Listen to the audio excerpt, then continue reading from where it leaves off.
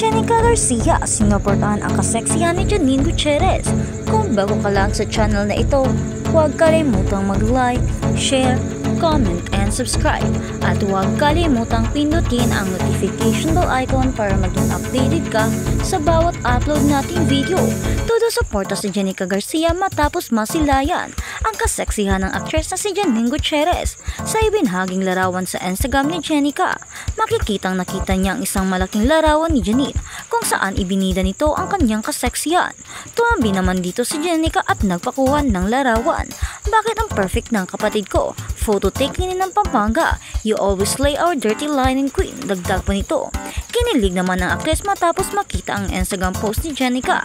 Kapatid ko, I love you. Ang sweet mo forever, huhu. Si Jenica at Janine ay nagkasama sa programang Dirty Linen. At sa kabilang banda, puro nakatikim na matinding sampal kay Philip. Naiyak talaga ako. Hanggang ngayon ay sariwa pa rin sa isip ng kapuso action hero na si Ruru Madrid ang totoong pagsampal sa kanya ng veteran aktor na si Philip Salvador. Hindi makakalimutan ni Ruru ang pananampal sa kanya ni Kuya Ipe noong sumali siya sa GMA reality talent show na Protege. Si Philip ang naging mentor niya sa naturang programa.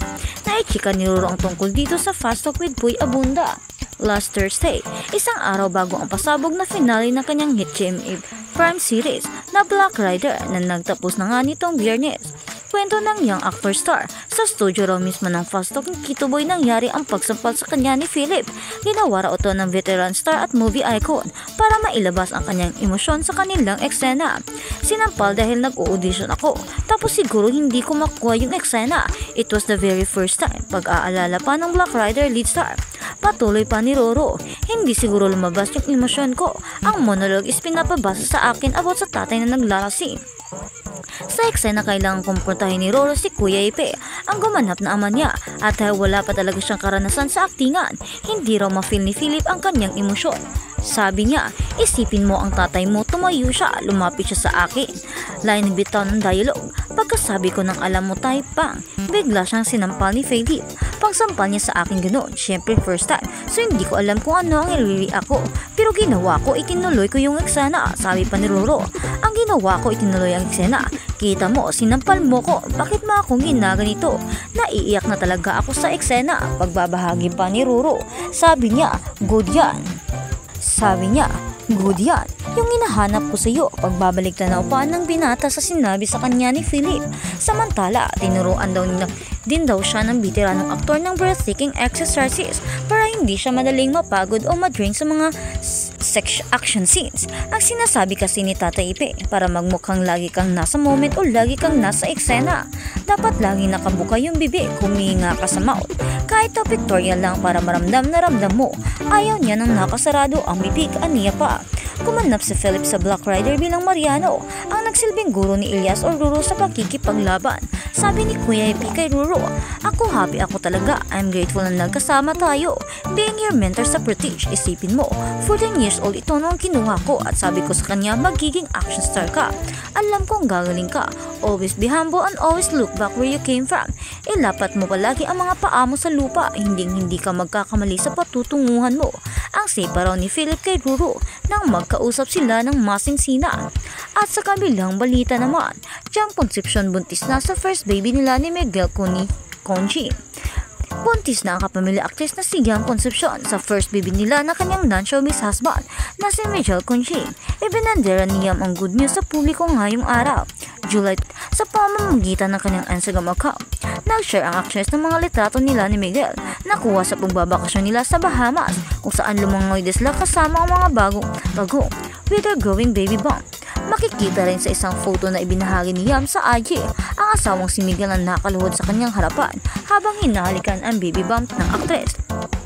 Ang maikling caption ay sinulat ni Yam sa kanyang Instagram post ay, "Extinguished turtle speeds and a bump."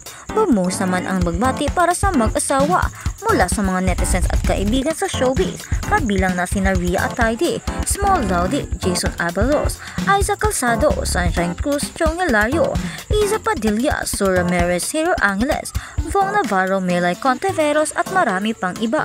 Samantala nag-post din ang husband ni Yam sa comment section ng kanyang post kung saan inilarawan niyang asawa bilang isang dream come true. You are my dream come true and I'll never know how I got so lucky. I'm so excited for all our future adventures and there's no better way to close this chapter of our story than with this amazing week in paradise. Aniya pa, hindi na rin daw siya makapaghintay sa magiging big sister ang kanilang unang anak. Sa for baby nilang si Tiny, I love you more than words can say. I can't wait for Tiny to be a big sister. Ikinasal si Yam at Miguel noong July 2021 after ng engagement nilang taong 2018. Nagpunta sila sa Bahamas para sa kanilang 3rd wedding anniversary celebration. At sa kabilang balita naman, ay sa Sigera muntik ng mabiktima ng Peking Juliana. Ingat kayo. Ay Sigera, buti na lang at mabilis ang isip ng OPM icon na si Ice Guerrera. Kaya ipikfel ang plano ng isang scammer na lokohin siya at makapagnakaw ng pera. Grabe ang ginawa ng mga sindikato ngayon sa internet at social media.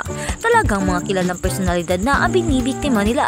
Gamit ang pangalan ng mga sikating celebrities, ang modus nila ay paghingi ng pera na donasyon sa kanilang mga biktima para daw sa relief mission sa kanilang ginagawa na ipinamigay nila sa mga biktima ng Bagyong Karina.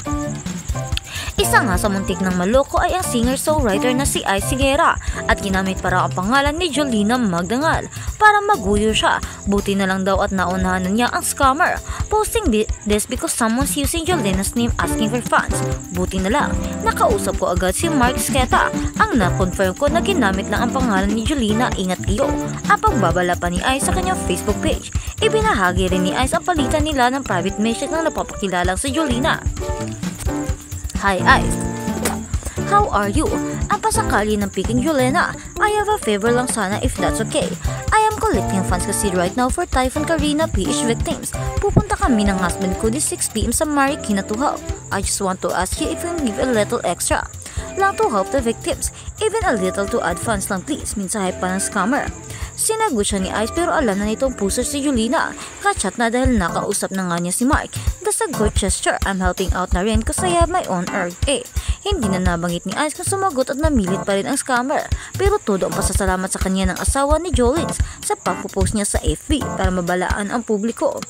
Thank you talaga Ice, ang mensahe ni Mark sa Facebook post ng singer-songwriter. Sa comment section ng Facebook post ni Ice, mababasa ang post ng kapamilya singer na si Jed Madela Ania. Nag-message rin sa akin yan, kaya ingat-ingat mga kabandera sa mga demonyong naglipa na sa soknid na walang awang mabibiktima ng mga inosenteng tao na lumaban para sa buhay.